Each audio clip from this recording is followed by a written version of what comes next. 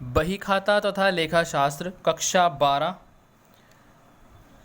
Company खाते। आज हम इसमें अध्ययन करेंगे कंपनियों के वर्गीकरण या प्रकार के बारे में कि कंपनियां कितने प्रकार की होती हैं।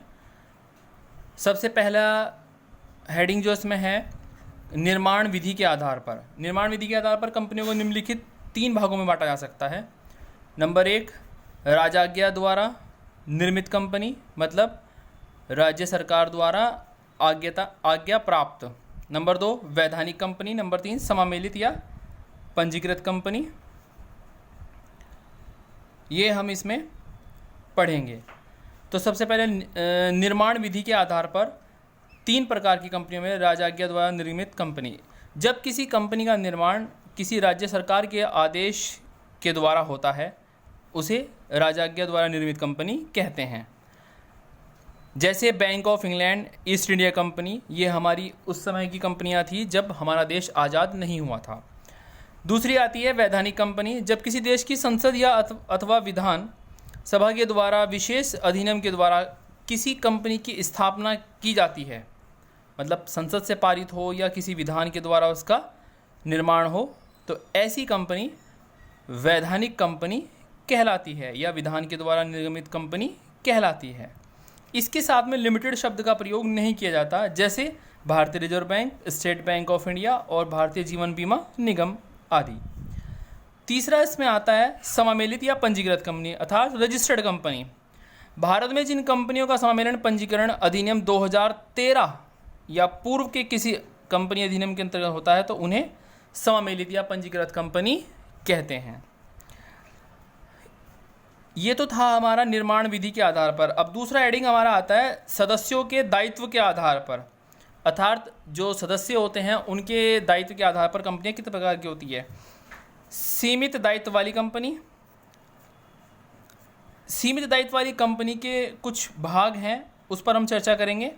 2 प्रकार की होती हैं ये सीमित दायित्व वाली कंपनी। अंशों द्वारा निर्मित दायित्व कंपनी, दूसरा गारंटी द्वारा सीमित दायित्व वाली कंपनी।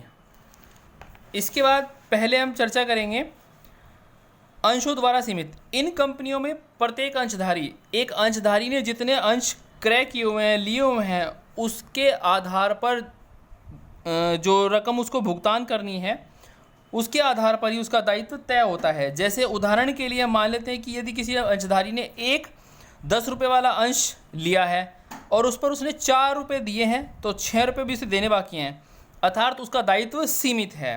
तो इसीलिए इसको सीमित दायित्व वाली कंपनी कहते हैं।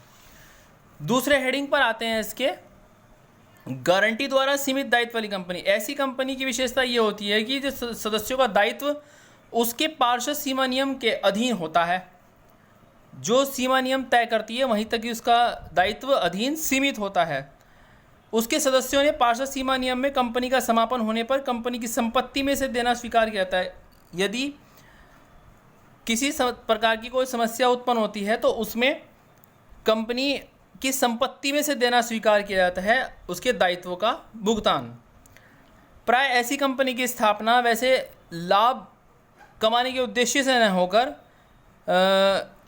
समाज सेवा के हिसाब से होती है, जैसे शिक्षा, कला, विज्ञान, खेलकूद आदि के विकास के लिए। इनके नाम के साथ लिमिटेड या प्राइवेट लिखना अनिवार्य होता है। अब आती है हमारी, यहाँ पर हमारी पहली थी सीमित दायित्व वाली कंपनी।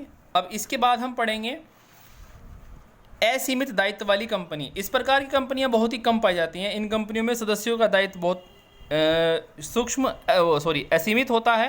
ये कंपनियाँ बड़ी साझेदारी संस्थाओं की तरह होती हैं और कंपनी अधिनियम के अंतर्गत अपने को रजिस्टर्ड कराती हैं। तीसरा हेडिंग आता है इसमें हमारा, अभी हमने पढ़ा निर्माण विधि के आधार पर, समावेलित कंपनी की सदस्यों के दायित्व के आधार पर। तीसरा आता है स्वामित्व के आधार पर। स्वामित्व के आधार पर कंपनियां 3 प्रकार की होती है। सरकारी कंपनी। सरकारी कंपनी की विशेषता यह है कि कंपनी अधिनियम की धारा 617 के अनुसार सरकारी कंपनी से आशय ऐसी कंपनी से होता है जिसके सरकार ने 51% अंश क्रय किए हुए हों, अर्थात केंद्र सरकार या राज्य सरकार का उस पर 51% के आधार पर अधिकार हो, उसे सरकारी कंपनी कहते हैं। दूसरा आता है इसमें सहायक कंपनी। सहायक कंपनी उसे कहा जाता है जिसके ऊपर किसी दूसरी कंपनी का नियंत्रण इस प्रकार से हो गया हो कि उसने उसके 50% से अधिक अंशों का क्रय कर लिया हो।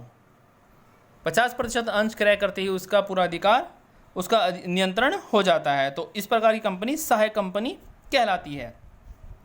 तीसरा आता है सूत्रधारी कंपनी। यदि कोई कंपनी किसी दूसरी कंपनी के 50% अंशों का क्रय कर लेती है और उस पर नियंत्रण स्थापित कर लेती है तो उसे सूत्रधारी कंपनी कहते हैं। अर्थात यहाँ पर 50% अंश क्रय करने के साथ साथ उस पर पूर्णतया नियंत्रण भी उसका हो गया हो तो उसे सूत्रधारी कंपनी कहते हैं।